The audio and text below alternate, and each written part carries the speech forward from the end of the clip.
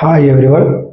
మనం ప్రీవియస్లో పండుగలు అనే టాపిక్ని ప్రారంభించడం జరిగింది. అందులో భాగంగా మనం చాలా పండుగలను కూడా డిస్కస్ చేసుకోవడం జరిగింది. అవన్నీ కూడా మన యూట్యూబ్ ఛానల్లో ప్లేలిస్ట్లో సపరేట్గా తెలంగాణ పండుగలు అనే హెడ్డింగ్లో సపరేట్ ప్లేలిస్ట్ ఉంది. మీకు ఏ పండుగ కావాలంటే ఆ పండుగను క్లిక్ చేసి చూసుకోవచ్చు. ఈరోజు ఈ వీడియోలో మనం కృష్ణాష్టమి గురించి నేర్చుకుందాం.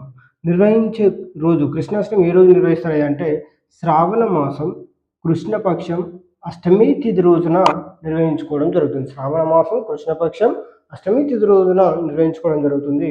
మరి శ్రీకృష్ణుడి యొక్క తల్లిదండ్రులు ఎవరయ్యా అంటే దేవకి మరియు వసుదేవుడు. దేవకి వసుదేవుడి యొక్క సంతానమే శ్రీకృష్ణుడు. 8వ సంతానం వీరికి.